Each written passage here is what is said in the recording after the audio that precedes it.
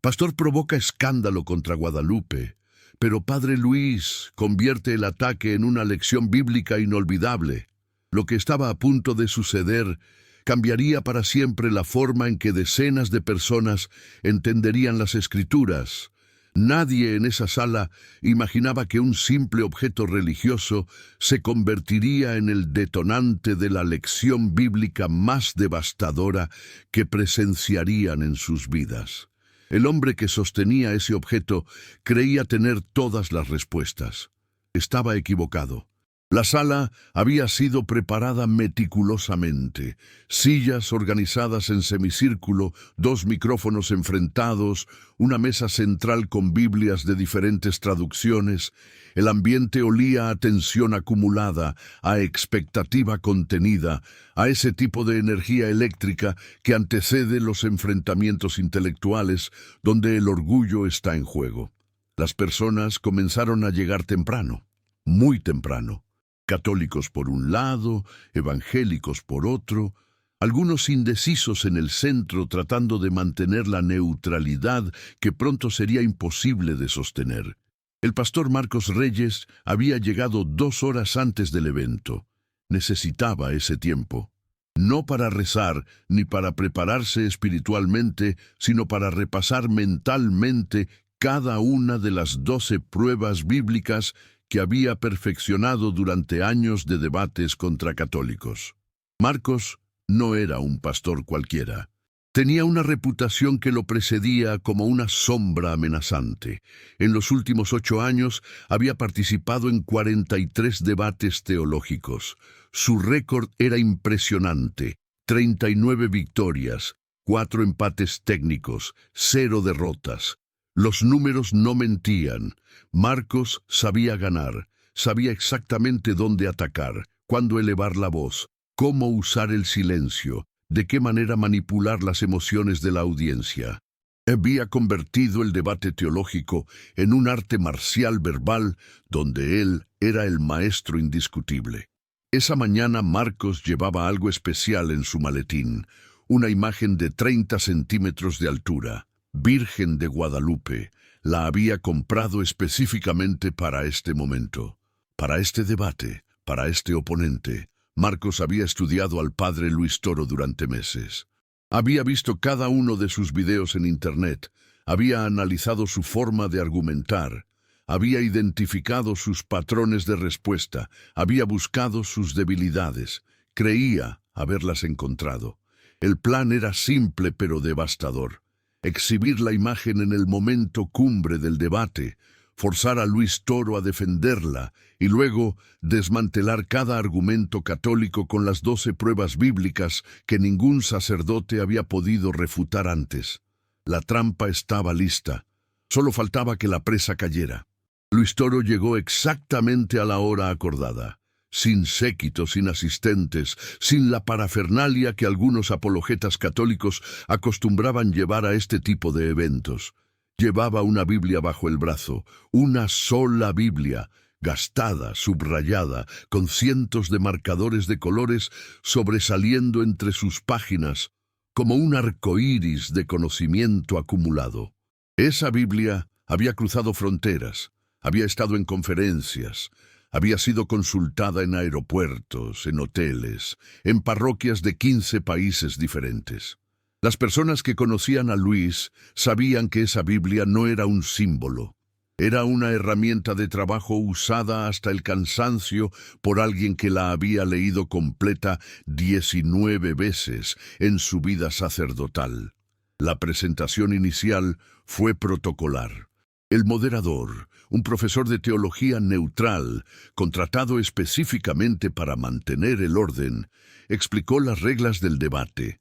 Cada participante tendría turnos de 15 minutos para exponer argumentos. No se permitirían ataques personales. Las citas bíblicas debían ser verificables. La audiencia permanecería en silencio hasta el final. Las reglas sonaban razonables en teoría.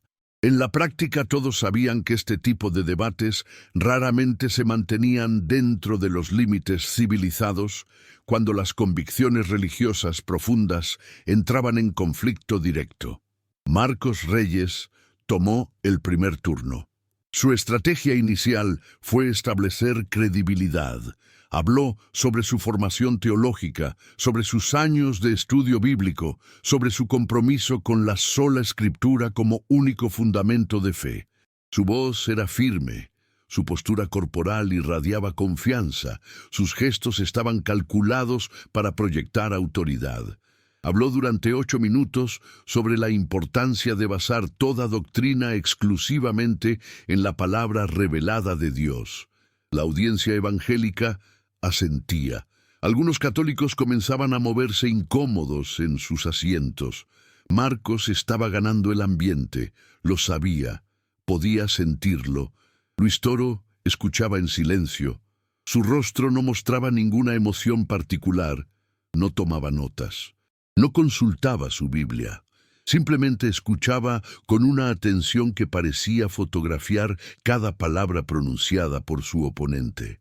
Los que conocían su estilo sabían que esa quietud era engañosa. Luis tenía una capacidad de memoria casi fotográfica.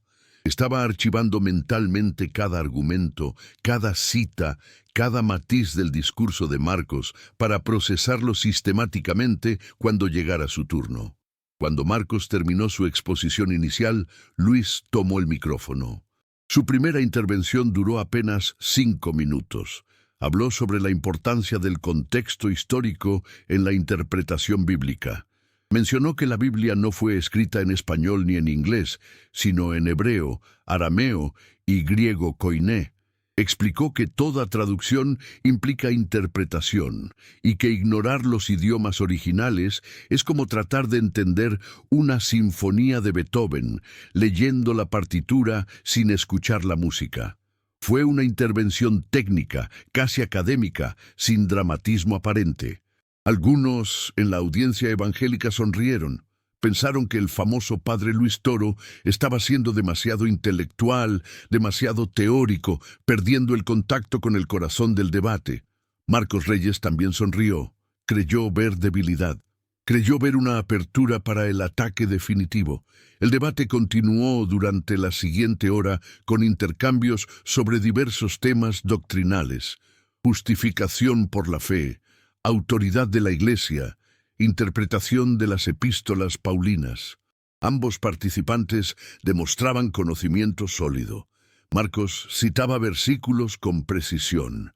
Luis respondía con contextos históricos y lingüísticos. La audiencia estaba dividida, pero comprometida. Algunos tomaban notas, otros grababan con sus teléfonos. El ambiente se había calentado gradualmente, como agua que se aproxima al punto de ebullición sin haberlo alcanzado todavía. Entonces llegó el momento que Marcos había estado esperando. Faltaban 40 minutos para el final del tiempo programado, el momento perfecto para el golpe definitivo. Marcos pidió la palabra fuera de turno. El moderador dudó, pero concedió. La irregularidad procedural ya indicaba que algo inusual estaba por ocurrir.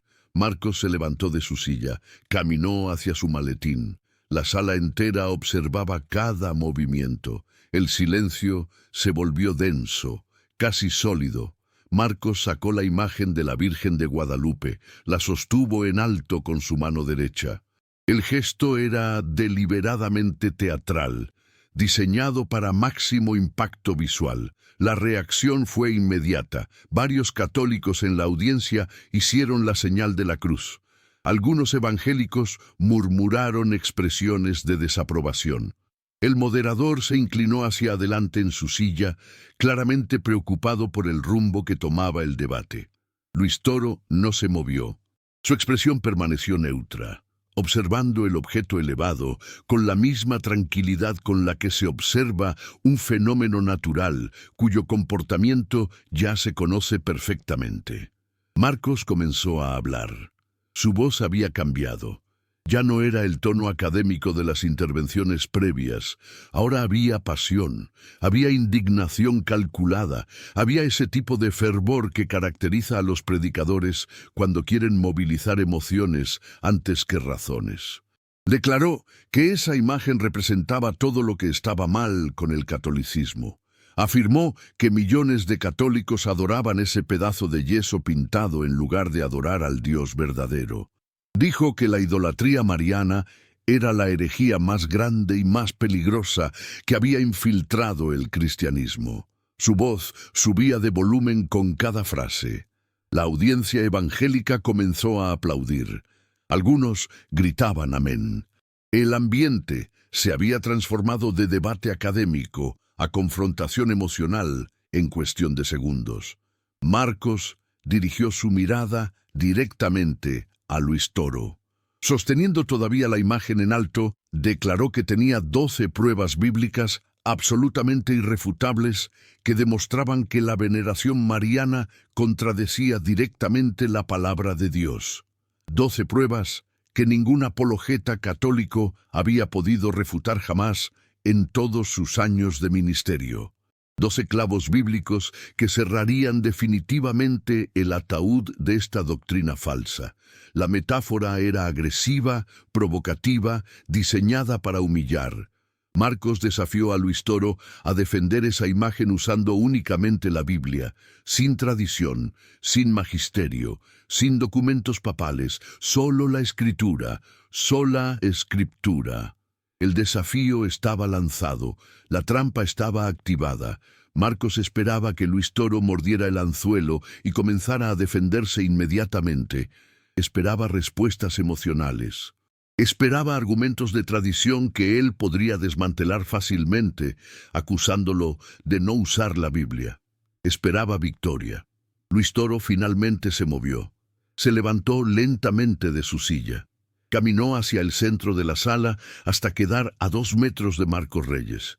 La distancia era suficiente para mantener respeto, pero cercana para establecer presencia. Luis miró la imagen sostenida en alto. Luego miró directamente a los ojos de Marcos. Su voz cuando habló era tranquila, pero proyectaba una autoridad que no necesitaba volumen para ser escuchada en cada rincón de la sala. Aceptó el desafío. Dijo que respondería usando exclusivamente versículos bíblicos. Pero antes de comenzar, pidió algo que Marcos no esperaba. Pidió que el pastor presentara primero las 12 pruebas bíblicas, todas, una por una, sin interrupciones. Luis dijo que tomaría notas de cada una y luego respondería sistemáticamente a todas ellas. La táctica era brillante. Forzaba a Marcos a revelar completamente su estrategia antes de escuchar una sola palabra de defensa católica. Marcos dudó por primera vez en todo el debate. Su lenguaje corporal mostró incertidumbre momentánea, pero ya había llegado demasiado lejos para retroceder. El orgullo y la audiencia expectante no le dejaban opción. Aceptó. Comenzó a presentar sus 12 pruebas. La primera prueba citaba Éxodo capítulo 20, versículo 4. No te harás escultura ni imagen alguna.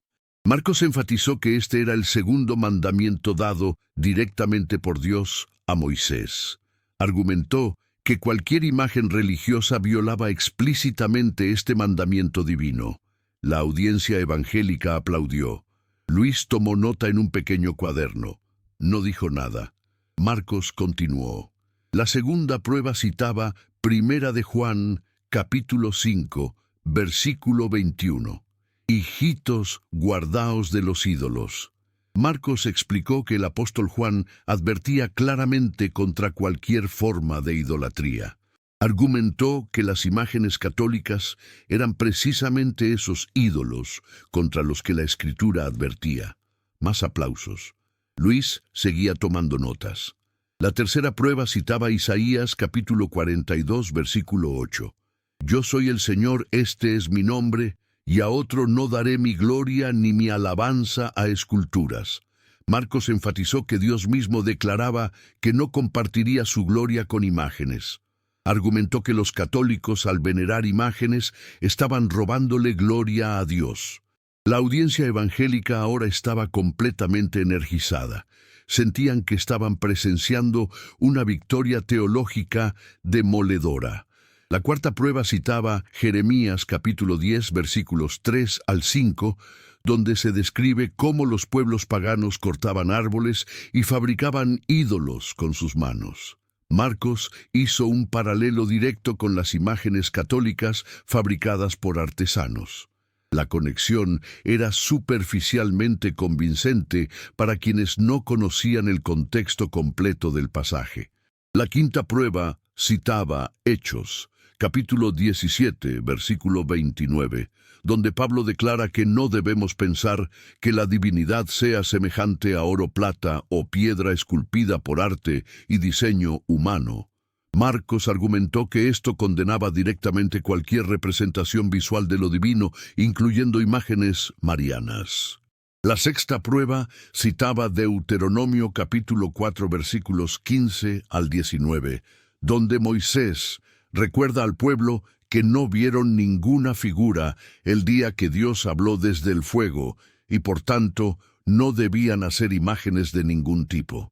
Marcos usó este pasaje para argumentar que la ausencia de imágenes en el encuentro con Dios era prescriptiva, no descriptiva. La séptima prueba citaba Salmo 115 versículos 4 al 8, donde se burla de los ídolos de las naciones, diciendo que tienen boca pero no hablan, ojos pero no ven. Marcos aplicó esta burla directamente a las imágenes católicas inmóviles e inanimadas. La octava prueba citaba Romanos, capítulo 1, versículos 23 al 25, donde Pablo condena a quienes cambiaron la gloria de Dios incorruptible por imágenes de hombre corruptible. Marcos estableció un paralelo con la veneración católica de santos e imágenes marianas. La novena prueba citaba Habacuc, capítulo 2, versículos 18 al 19, que declara que los ídolos mudos son maestros de mentira. Marcos argumentó que confiar en imágenes religiosas era confiar en mentiras visuales. La décima prueba citaba Primera de Corintios capítulo 10, versículo 14, donde Pablo ordena huir de la idolatría. Marcos presentó esto como una orden apostólica directa, incompatible con la práctica católica de tener imágenes en iglesias. La undécima prueba citaba Apocalipsis, capítulo 22, versículo 9, donde un ángel rechaza ser adorado diciendo, «Adora a Dios». Marcos argumentó que si ni siquiera los ángeles aceptan veneración, entonces mucho menos deberían aceptarla las imágenes de María. La duodécima y última prueba citaba Juan capítulo 4 versículo 24, donde Jesús declara que Dios es espíritu y quienes lo adoran deben hacerlo en espíritu y verdad. Marcos usó esto para argumentar que la adoración verdadera no necesita ni debe usar elementos materiales como imágenes. Marcos terminó su presentación. Había durado 23 minutos. Casi 8 minutos más del tiempo reglamentario, pero el moderador no había intervenido porque la audiencia estaba completamente absorta. El pastor volvió a levantar la imagen de Guadalupe. Repitió su desafío: 12 pruebas bíblicas irrefutables contra la idolatría mariana católica. Esperó la respuesta con una sonrisa de satisfacción apenas contenida. Había jugado todas sus cartas. Creía tener un juego ganador. La trampa estaba completamente desplegada. Solo faltaba que Luis Toro cayera en ella tratando de defender lo indefendible. Luis cerró su cuaderno. Se puso de pie. Caminó nuevamente hacia el centro. Esta vez no miraba a Marcos, miraba directamente a toda la audiencia. Su voz, cuando comenzó a hablar, tenía una cualidad diferente. No era confrontacional, pero tampoco era conciliadora. Era pedagógica. Era la voz de alguien que está a punto de enseñar algo que cambiará fundamentalmente la comprensión de sus oyentes. Agradeció a Marcos por su presentación detallada. Dijo que las 12 pruebas ciertamente sonaban convincentes si se las escuchaba aisladas, sin contexto, sin conocimiento de los idiomas originales y sin entender los principios básicos de hermenéutica bíblica. Luego hizo una pausa. La sala entera contenía la respiración. Luis abrió su Biblia en Éxodo capítulo 20. el mismo pasaje que Marcos había citado como su primera prueba. Pero en lugar de leer solo el versículo 4, Luis comenzó a leer desde el versículo 1. Cuando terminó de leer hasta el versículo 6, se detuvo. Miró a Marcos directamente. Preguntó si el pastor había notado algo interesante en el contexto completo del mandamiento. Marcos no respondió. Luis continuó. Señaló que el mismo Dios que prohibió hacer imágenes en el versículo 4, apenas 5 capítulos después, en Éxodo 25 versículos 18 al 22, ordenó específicamente a Moisés hacer 2 querubines de oro para colocarlos sobre el arca del pacto. Querubines, imágenes esculpidas de seres celestiales, ordenadas por el mismo Dios que supuestamente prohibía toda imagen. La audiencia evangélica comenzó a moverse incómoda en sus asientos. Algunos sacaron sus propias Biblias para verificar. Luis no había terminado. Continuó citando Números capítulo 21 versículos 8 y 9, donde Dios ordena a Moisés hacer una serpiente de bronce y levantarla en un asta para que todo el que la mirara fuera sanado. Una imagen con poderes curativos, ordenada por Dios. Luis preguntó retóricamente si Dios era contradictorio consigo mismo, si prohibía imágenes en un capítulo pero las ordenaba en otro, o si tal vez, solo tal vez, el mandamiento del Éxodo no estaba prohibiendo todas las imágenes, sino específicamente la idolatría, es decir, tratar las imágenes como si fueran dioses en sí mismas. Marcos intentó interrumpir, pero Luis levantó su mano pidiendo continuar. Había aceptado escuchar las 12 pruebas sin interrumpir y ahora pedía la misma cortesía. El moderador asintió. Luis tenía la palabra. Pasó a la segunda prueba de Marcos. Primera de Juan 5:21. Guardaos de los ídolos. Luis estuvo de acuerdo. Excelente consejo apostólico.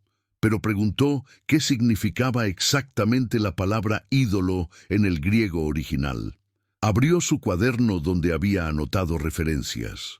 La palabra griega era eidolón, que no significaba simplemente imagen, sino específicamente falso Dios, objeto de culto equivocado, algo adorado en lugar del verdadero Dios.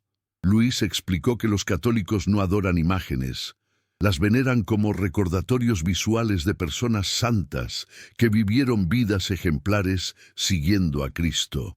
La diferencia entre adoración y veneración no era un tecnicismo católico inventado, sino una distinción bíblica fundamental que existía tanto en hebreo como en griego. Luis continuó demoliendo sistemáticamente cada una de las 12 pruebas.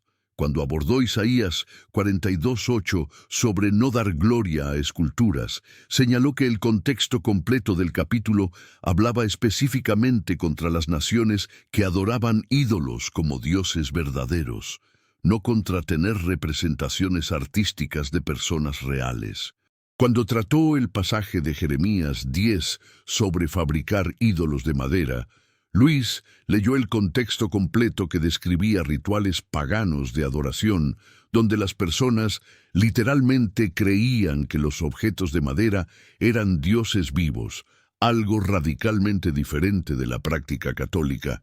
La respuesta a Hechos 17 fue particularmente devastadora. Luis explicó que Pablo estaba hablando a filósofos griegos en el Areópago que adoraban literalmente estatuas de Zeus, Atenea y otros dioses del panteón griego como si fueran divinidades reales. Aplicar ese contexto a imágenes católicas que representan personas históricas reales era un error hermenéutico fundamental. Luis preguntó a Marcos si tener fotografías de sus padres en su casa significaba que los adoraba como dioses. La pregunta era retórica pero cortante. Expuso la absurdidad lógica de la aplicación que Marcos había hecho del versículo.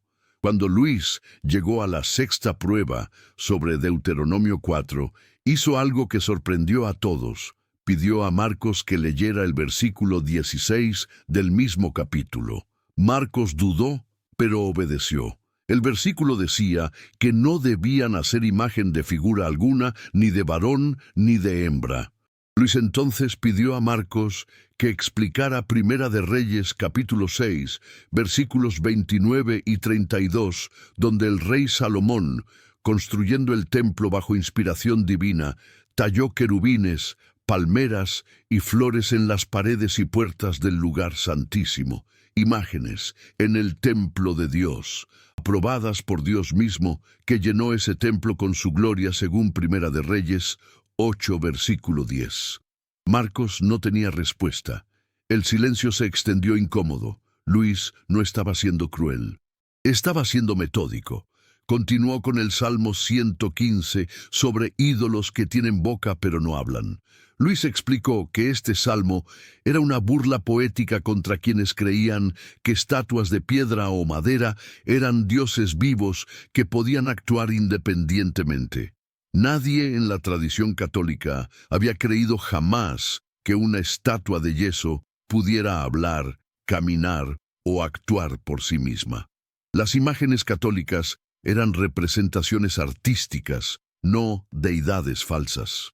Confundir ambas cosas era ignorar 2000 años de teología católica y, más importante aún, era ignorar el significado contextual de los textos bíblicos. La respuesta a Romanos 1 fue igualmente contundente. Luis leyó el contexto completo desde el versículo 18 hasta el 32. Pablo estaba describiendo la degeneración moral de sociedades que abandonaron el conocimiento de Dios y comenzaron a adorar literalmente criaturas en lugar del Creador. Adorar, latría en griego, el tipo de adoración reservada solo para Dios. Luis enfatizó que la Iglesia Católica jamás había enseñado adoración a María o a los santos. La distinción entre latría, dulía e hiperdulía no eran invenciones medievales, sino categorías que reflejaban realidades bíblicas sobre diferentes tipos de honor y respeto. Cuando Luis abordó a Habacuc 2 sobre ídolos mudos como maestros de mentira, explicó que el profeta estaba condenando la práctica pagana de consultar estatuas como si tuvieran poderes oraculares propios. Los católicos no consultan imágenes esperando que les respondan. Oran a Dios y a veces piden intercesión de santos, pero la imagen misma es solo un foco visual de devoción. Similar a cómo tener una fotografía de un ser querido fallecido ayuda a recordarlo sin implicar que la fotografía tiene poderes mágicos. La 10ª prueba sobre huir de la idolatría, en Primera de Corintios, fue desmantelada, mostrando que Pablo, en ese mismo capítulo, estaba tratando específicamente con el problema de cristianos que participaban en banquetes en templos paganos, donde se servía carne sacrificada a ídolos. Era un problema pastoral concreto del primer siglo, no una prohibición universal contra cualquier forma de arte religioso. La 11ª prueba sobre el ángel en Apocalipsis 22, que rechaza adoración, fue respondida con una pregunta simple. Luis pidió a Marcos que leyera Segunda de Reyes 2 versículos 15 y 16, donde 50 profetas se postraron ante Elías. O Génesis 19 versículo 1, donde los 2 ángeles fueron recibidos por Lot, quien se postró rostro en tierra. O Josué, capítulo 5, versículos 13 al 15, donde Josué se postró ante el ángel del Señor y el ángel no lo rechazó. Luis explicó que en la cultura bíblica postrarse podía ser señal de adoración divina o señal de profundo respeto según el contexto. El ángel de Apocalipsis rechazó adoración porque Juan estaba confundido y creía estar ante una manifestación divina. El ángel clarificó que era solo un consiervo y redirigió la adoración hacia Dios. Esto no prohibía venerar a los santos en el cielo que están vivos en Cristo. Finalmente, Luis llegó a la 12ª prueba. Juan 4:24 sobre adorar en espíritu y verdad. Luis preguntó a Marcos si creía que adoración espiritual Significaba que los cristianos no debían reunirse en edificios físicos, sino debían usar Biblias físicas hechas de papel y tinta, sino debían tomar pan y vino físicos en la comunión. Marcos respondió que eso era diferente. Luis preguntó por qué. ¿Por qué algunos elementos materiales estaban permitidos en la adoración, pero otros no? Marcos intentó explicar, pero sus palabras sonaban cada vez más arbitrarias. Luis presionó. Señaló que Jesús mismo usó barro y saliva, elementos físicos, para sanar al ciego en Juan 9. Que los apóstoles sanaban con sus sombras en Hechos 5, versículo 15. Que pañuelos y delantales que habían tocado a Pablo llevaban sanidad en Hechos 19, versículo 12. Dios había usado consistentemente elementos materiales para transmitir gracia espiritual a lo largo de toda la historia bíblica. Negar esto era negar el principio de encarnación mismo, que Dios se hizo carne material en Jesús. Luis cerró su Biblia. Había respondido sistemáticamente a las 12 pruebas en 37 minutos de exposición continua. La audiencia estaba en shock. Varios evangélicos tenían sus Biblias abiertas verificando las citas. Sus rostros mostraban confusión, sorpresa. Algunos incluso algo parecido al enojo de quien descubre que le han enseñado mal algo durante años. Los católicos presentes estaban asombrados. Muchos no conocían esos pasajes. Muchos no sabían que existían respuestas bíblicas tan sólidas a objeciones protestantes. Luis había cumplido su promesa. Había usado solo la Biblia, solo versículos, solo contextos bíblicos. Y había demolido cada una de las supuestas pruebas irrefutables de Marcos Reyes. Pero Luis no había terminado. Lo que vino después fue lo que verdaderamente convertiría este debate en una lección inolvidable. Luis pidió permiso al moderador para hacer una pregunta final a Marcos. El moderador concedió. Luis preguntó a Marcos si su iglesia evangélica tenía una cruz visible en algún lugar del edificio. Marcos respondió que sí. Luis preguntó si no era esa cruz una imagen de madera o metal que representa un instrumento de tortura romana. Marcos respondió que sí, pero que la cruz era diferente porque simbolizaba el sacrificio de Cristo. Luis asintió. Exactamente. La cruz era un símbolo material que apuntaba hacia una realidad espiritual.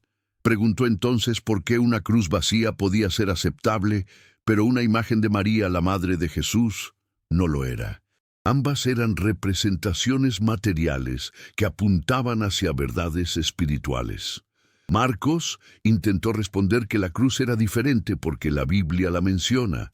Luis preguntó dónde en la Biblia se ordena específicamente colocar cruces en edificios de adoración. Marcos no encontró respuesta. Luis Toro dejó que el silencio ocupara la sala durante varios segundos. El peso de la pregunta sin respuesta había cambiado completamente la dinámica del debate. Marcos Reyes ya no sonreía. Su postura corporal había cambiado. Los hombros ligeramente caídos, la mandíbula tensa, las manos aferradas al borde de la mesa frente a él. La imagen de Guadalupe que había sostenido triunfalmente minutos antes, ahora descansaba sobre la mesa, olvidada. Casi como si su presencia le recordara el error estratégico que había cometido al usarla como arma. Luis caminó hacia su silla, pero no se sentó. Permaneció de pie, sosteniendo su Biblia con ambas manos. Su voz, cuando habló nuevamente, era más suave, pero de alguna manera más penetrante. Dijo que quería abordar algo que consideraba más peligroso que cualquier desacuerdo sobre imágenes. Quería hablar sobre el método de interpretación bíblica que Marcos había usado. Un método que tomaba versículos individuales fuera de contexto, los aislaba de su entorno literario e histórico e ignoraba el resto de la escritura que podía matizar o incluso contradecir la interpretación superficial. Luis llamó a este método por su nombre técnico, eisegesis.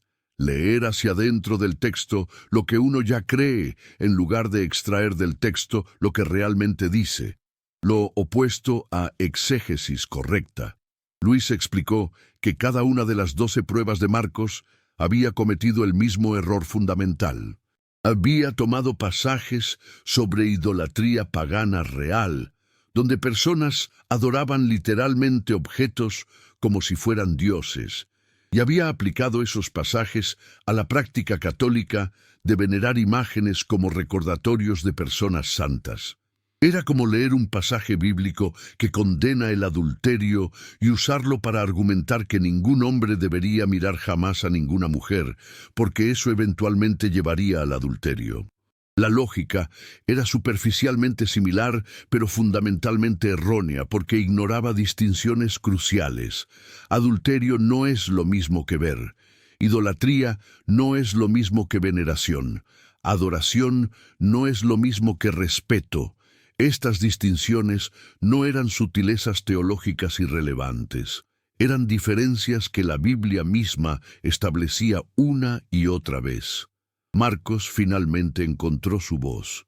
Interrumpió diciendo que Luis estaba complicando innecesariamente cosas simples, que la Biblia era clara y cualquiera podía entenderla sin necesidad de conocer griego o hebreo o contextos históricos complicados, que esa era precisamente la belleza de la Reforma protestante, devolver la Biblia al pueblo simple. Luis escuchó pacientemente. Cuando Marcos terminó, Luis preguntó si el pastor realmente creía que la Biblia siempre era simple y clara para cualquiera.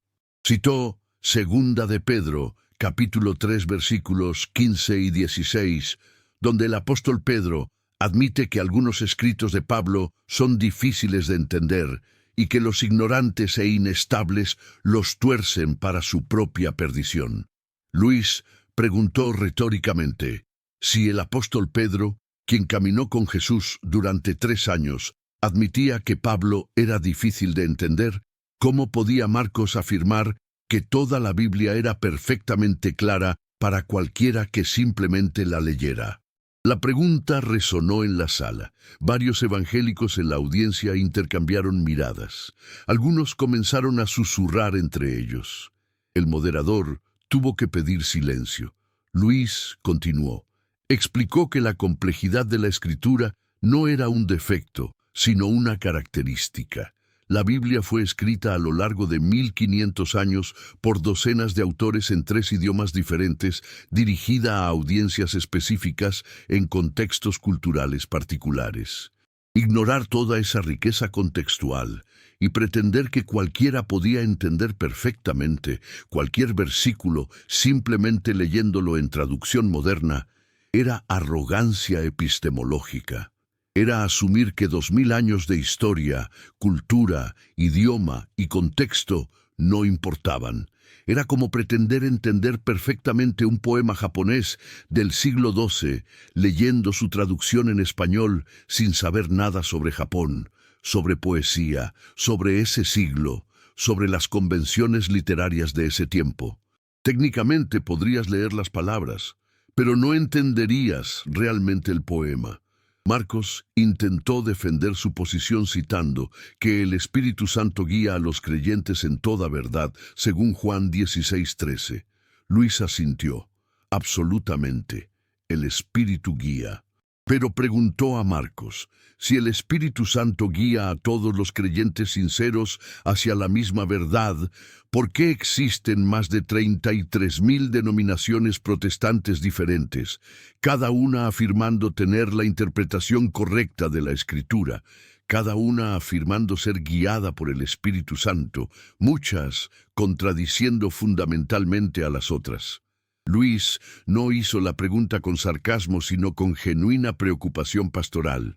Señaló que esta fragmentación masiva del cristianismo protestante era evidencia empírica de que la interpretación privada de la Escritura, sin ninguna autoridad interpretativa establecida, llevaba inevitablemente al caos doctrinal. Marcos respondió que las diferencias entre denominaciones protestantes eran menores, que todos concordaban en lo esencial. Luis pidió ejemplos de qué era esencial. Marcos mencionó la salvación por fe. Luis preguntó si la salvación era por fe sola, como afirmaban los luteranos, o si la fe sin obras estaba muerta, como enseñaban los metodistas, citando Santiago 2:17. Preguntó si el bautismo era necesario para salvación, como afirmaban algunos pentecostales, citando Marcos 16:16, o si era solo un símbolo, como enseñaban los bautistas. Preguntó si los creyentes podían perder la salvación como enseñaban los arminianos, o si la perseverancia de los santos era garantizada como afirmaban los calvinistas. Preguntó si el hablar en lenguas era evidencia necesaria del bautismo del Espíritu Santo, como insistían algunos carismáticos, o si era solo uno de varios dones, como enseñaban otros evangélicos. Cada pregunta exponía divisiones doctrinales profundas dentro del protestantismo. Cada pregunta demostraba que incluso lo esencial no era tan acordado como Marcos afirmaba. La audiencia evangélica estaba visiblemente incómoda. Algunos habían comenzado a tomar notas frenéticamente. Otros simplemente miraban hacia abajo, evitando el contacto visual. Luis no estaba atacando, estaba exponiendo. Estaba mostrando las consecuencias lógicas del principio de sola escritura cuando se aplicaba consistentemente. Si cada creyente era su propio intérprete final de la escritura, sin ninguna autoridad externa que pudiera resolver disputas, entonces la unidad doctrinal era imposible. La historia de 500 años de protestantismo lo probaba empíricamente. Luis cambió de dirección. Volvió a tomar la imagen de Guadalupe de la mesa donde Marcos la había dejado. La sostuvo con respeto, con cuidado. Dijo que quería explicar qué significaba realmente esa imagen para los católicos. No lo que los protestantes imaginaban que significaba, sino lo que realmente representaba. La imagen de Guadalupe recordaba un evento histórico verificable del año 1531, donde una mujer indígena recibió la visita de María, quien le pidió que se construyera un templo en ese lugar. La tilma donde se imprimió la imagen había sido estudiada científicamente. Su preservación durante casi 500 años sin deterioro significativo, en condiciones que normalmente destruirían tela de fibra de cactus en 20 años, era notable. Pero más allá de lo histórico o científico, la imagen representaba algo profundamente teológico. Luis explicó que la imagen mostraba a María embarazada, con un cinturón atado alto sobre su vientre, según la costumbre azteca para mujeres gestantes. Representaba a María llevando a Cristo en su vientre. No era una imagen de María como diosa independiente, sino como la Theotokos, la portadora de Dios, el vientre humano que llevó al Verbo encarnado. Los católicos que veneraban esa imagen no estaban adorando a María. Estaban honrando a la mujer que dijo sí al plan de salvación de Dios, que cooperó libremente con la gracia divina para traer al Salvador al mundo. Estaban honrando a quien Jesús mismo honró al elegirla como madre. Estaban siguiendo el ejemplo de Isabel, quien llena del Espíritu Santo en Lucas 1:43, exclamó: ¿De dónde a mí que la madre de mi Señor venga a visitarme? Marcos intentó interrumpir diciendo que dar tanto honor a María disminuía el honor debido solo a Cristo. Luis respondió con una analogía simple.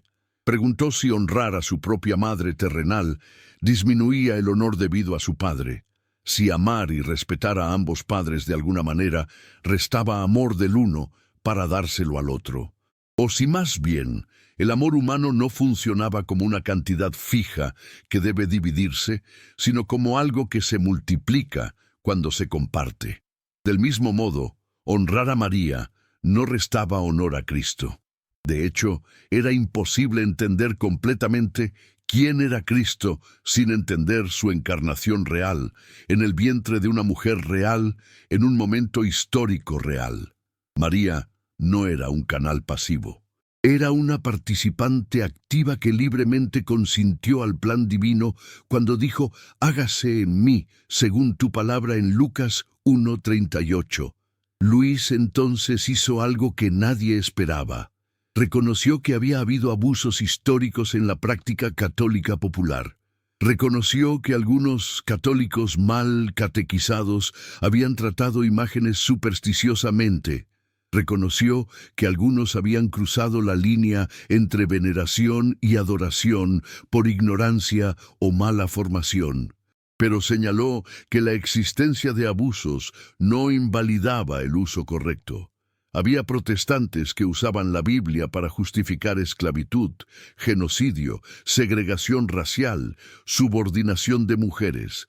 La existencia de esos abusos terribles no significaba que la Biblia misma fuera mala o que debiera ser prohibida. Significaba que los seres humanos pecadores podían torcer incluso las cosas más santas para propósitos equivocados. Las imágenes religiosas eran lo mismo. Podían usarse correctamente como ayudas devocionales o abusarse supersticiosamente. La respuesta correcta al abuso no era prohibición total, sino educación y uso apropiado. Marcos Reyes estaba claramente frustrado. Su plan había fallado completamente. Las 12 pruebas irrefutables habían sido refutadas sistemáticamente. Su confianza inicial se había evaporado. Pero tenía un último argumento. Se levantó y con voz elevada preguntó por qué entonces, en los primeros siglos del cristianismo, no había imágenes en las catacumbas. ¿Por qué, si las imágenes eran tan importantes, los primeros cristianos no las usaban? Declaró que esto probaba que las imágenes fueron una innovación tardía, una corrupción del cristianismo puro original. Luis sonrió por primera vez en todo el debate. No una sonrisa de burla, sino de reconocimiento de que Marcos finalmente había tocado un tema donde la evidencia histórica era absolutamente clara. Luis pidió al moderador permiso para usar su teléfono brevemente para mostrar algunas imágenes históricas. El moderador concedió. Luis proyectó en la pantalla de la sala fotografías de las catacumbas de Priscila en Roma, frescos del siglo II, imágenes de María con el niño Jesús, el profeta Jonás siendo tragado por el gran pez, Daniel en el foso de los leones, la multiplicación de los panes, la resurrección de Lázaro, todos datados arqueológicamente entre los años 100 y 200 después de Cristo. Las imágenes estaban ahí, en las catacumbas, donde los primeros cristianos perseguidos se reunían secretamente, donde enterraban a sus muertos, donde celebraban la Eucaristía bajo amenaza de muerte. La audiencia miraba las fotografías en silencio. Marcos había palidecido visiblemente. Luis continuó mostrando imágenes de la sinagoga de Dura Europos del año 245 después de Cristo, una sinagoga judía, con paredes completamente cubiertas de frescos bíblicos. Abraham, Moisés, Ezequiel, escenas del Éxodo, la zarza ardiente, el templo de Jerusalén. Luis explicó que los judíos del siglo III no consideraban estas imágenes violaciones del segundo mandamiento.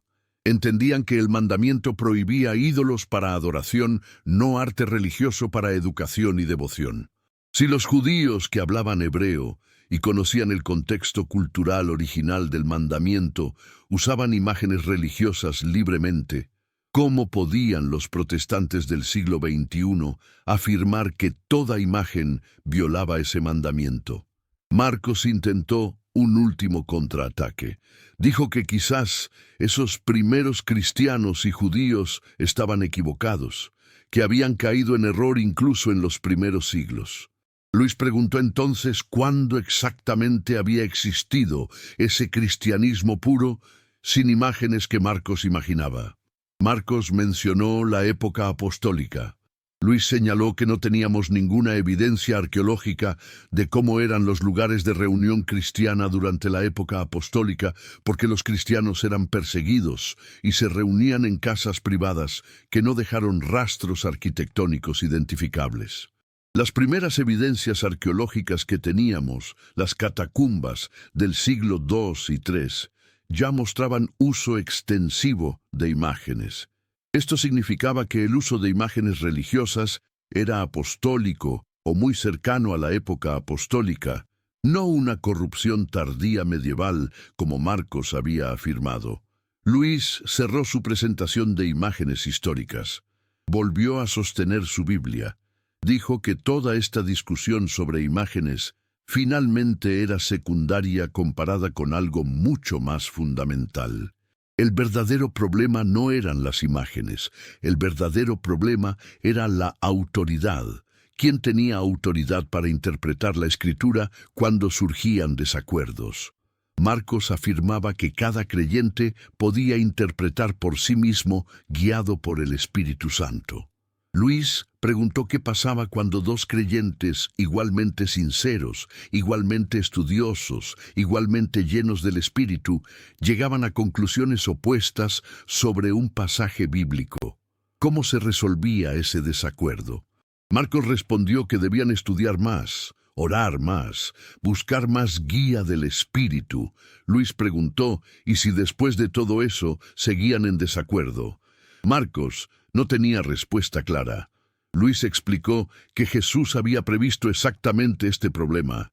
Por eso no escribió un libro. Por eso estableció una iglesia con autoridad para atar y desatar, según Mateo 16, 19 y 18. Por eso prometió que las puertas del infierno no prevalecerían contra su iglesia, según Mateo 16, 18.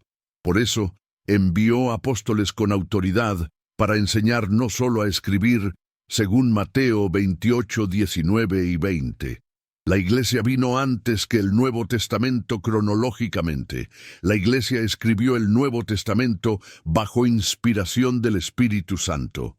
La Iglesia decidió qué libros eran inspirados y debían incluirse en el canon bíblico. La Biblia misma era producto de la tradición apostólica preservada y transmitida por la Iglesia. Separar la Biblia de la Iglesia era históricamente absurdo y teológicamente incoherente. Marcos intentó objetar citando que los bereanos, en Hechos 17:11, examinaban las Escrituras diariamente para ver si lo que Pablo decía era verdad. Luis asintió. Excelente ejemplo. Pero preguntó qué escrituras estaban examinando los bereanos. El Antiguo Testamento. Porque el Nuevo Testamento aún no existía como corpus completo. Estaban verificando si la enseñanza oral de Pablo concordaba con las profecías del Antiguo Testamento. Esto probaba que escritura y tradición oral trabajaban juntas, no que la escritura sola era suficiente. De hecho, Pablo mismo en 2 de Tesalonicenses 2:15 ordena a los creyentes mantenerse firmes en las tradiciones que habían aprendido ya sea por palabra o por carta. Tradición oral y tradición escrita. Ambas autoritativas, ambas necesarias. La sala había entrado en un silencio absoluto. El tipo de silencio denso que ocurre cuando las personas están procesando información que desafía creencias fundamentales sostenidas durante toda una vida. Luis miró directamente a la audiencia evangélica. Su voz era pastoral, sin triunfalismo, sin arrogancia. Dijo que entendía lo difícil que era cuestionar enseñanzas recibidas desde la infancia. Él mismo había pasado por procesos dolorosos de crecimiento teológico. Había estudiado con protestantes, había leído teología reformada, había luchado genuinamente con pasajes difíciles. No estaba pidiendo que nadie abandonara su fe, estaba pidiendo humildad intelectual, estaba pidiendo disposición a considerar que tal vez, solo tal vez, las interpretaciones que les habían enseñado no eran las únicas posibles, ni necesariamente las correctas. Luis señaló que el cristianismo había existido 1500 años antes de la Reforma Protestante, que durante esos 1500 años la Iglesia había preservado la fe, transmitido las Escrituras, definido doctrinas esenciales como la Trinidad y la Encarnación, producido santos que literalmente dieron sus vidas por Cristo.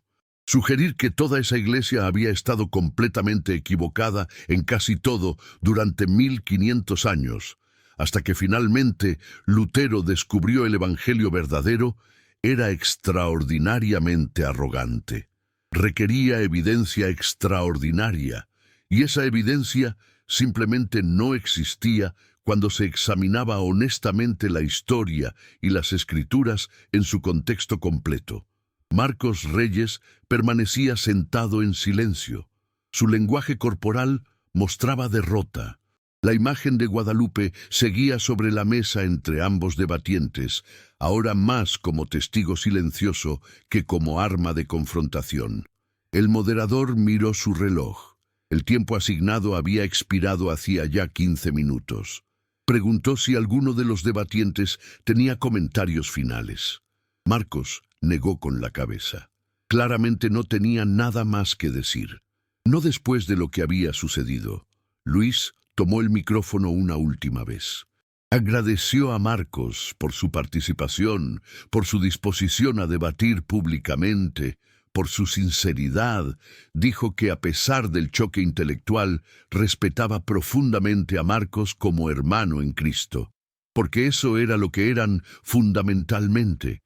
Hermanos separados quizás, en desacuerdo sobre cosas importantes, ciertamente, pero hermanos al fin, unidos por el bautismo, por la fe en Cristo, por la esperanza de la resurrección.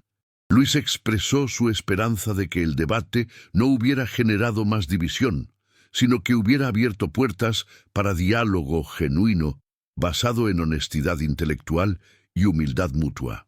Luego Luis hizo algo que nadie esperaba. Se acercó a Marcos y le extendió la mano.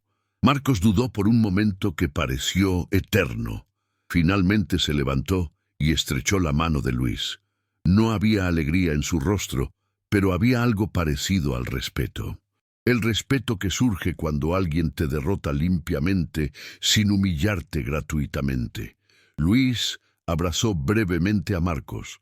Susurró algo al oído del pastor que nadie más pudo escuchar. Marcos asintió. La audiencia comenzó a reaccionar. Algunos católicos aplaudían entusiasmados.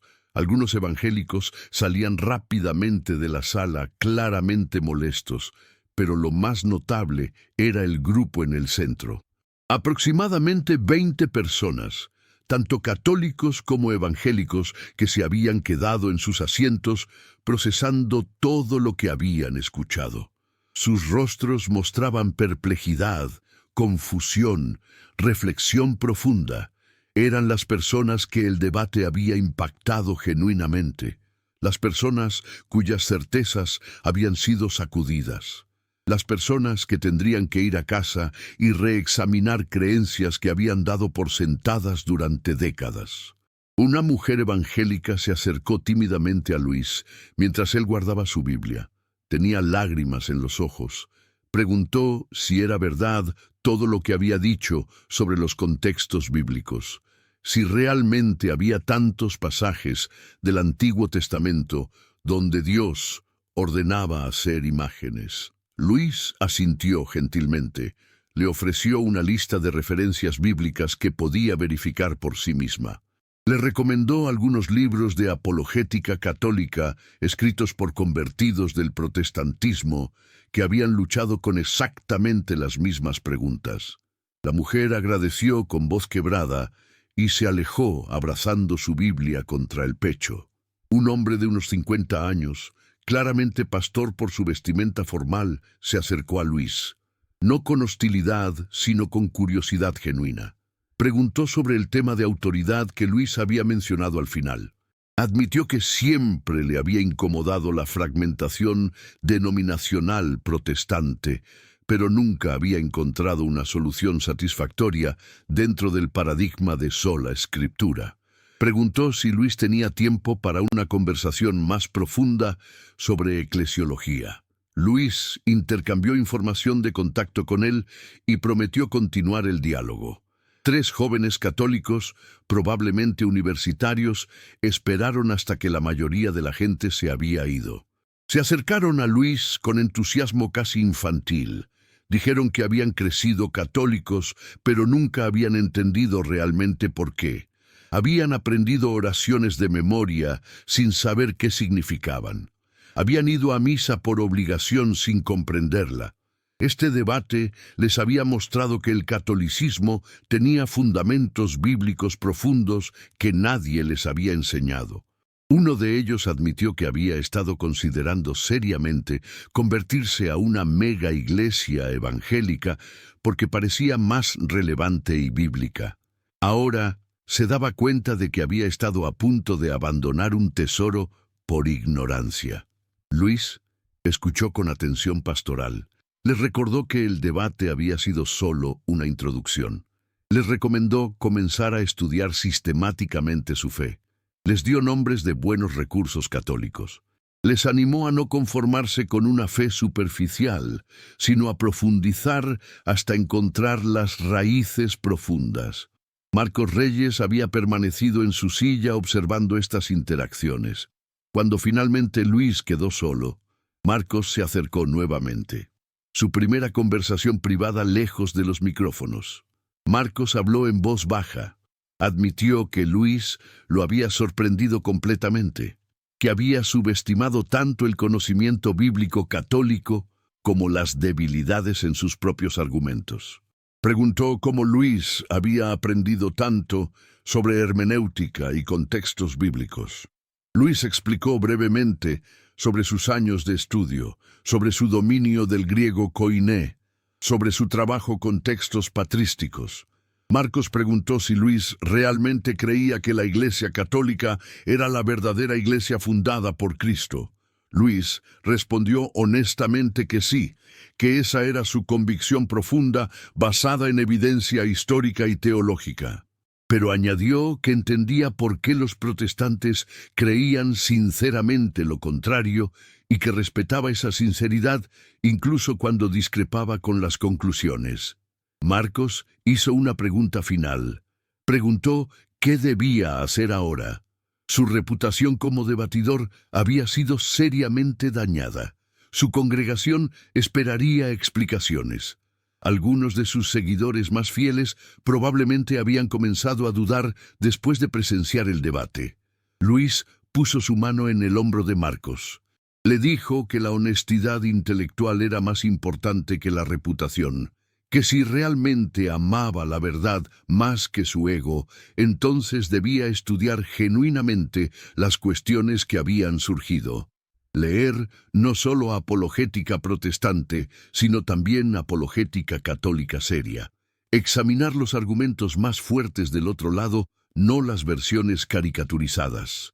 Y luego enseñar a su congregación lo que descubriera con honestidad, incluso si eso significaba admitir que había estado equivocado en algunas cosas. Eso requeriría humildad tremenda, pero sería el camino de integridad.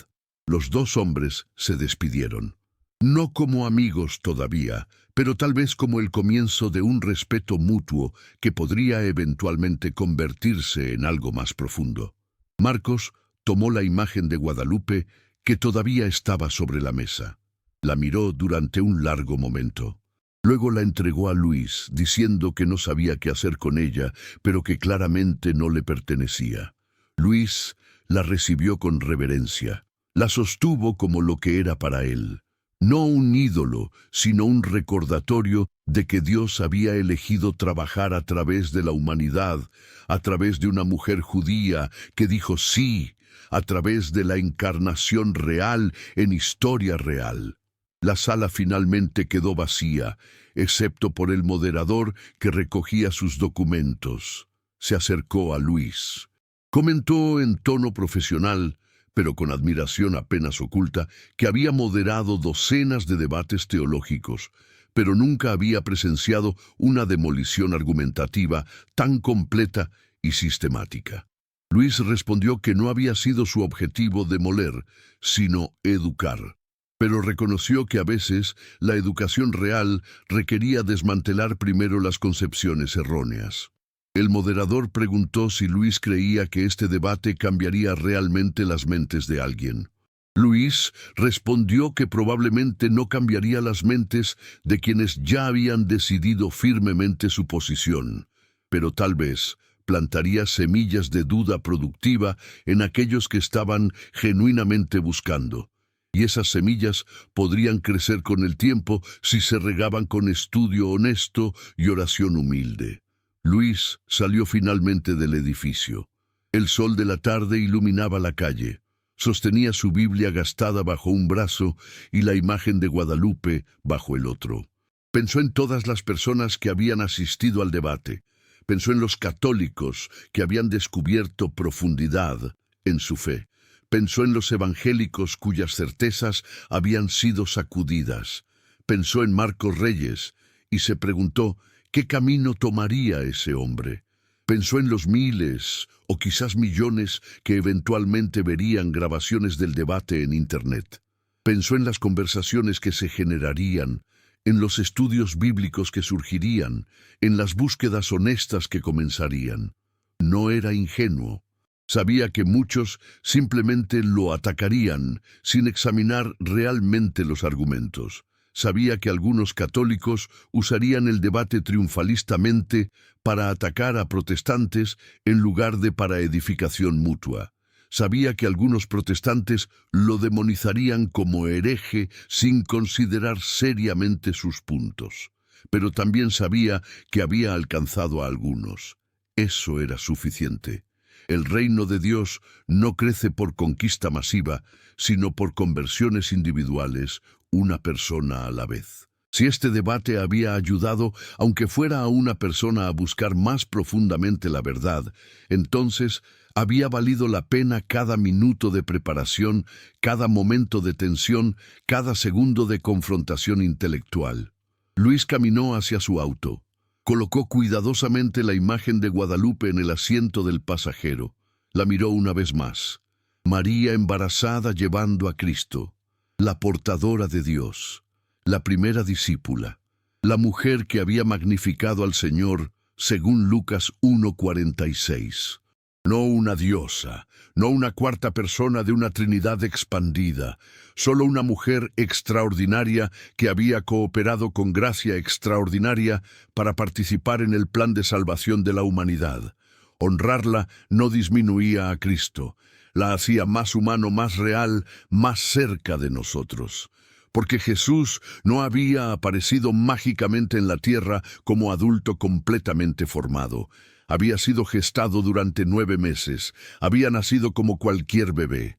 Había sido amamantado, cuidado, enseñado por una madre humana real. Esa humanidad completa de Cristo era parte esencial del Evangelio. Y María era parte inseparable de esa humanidad.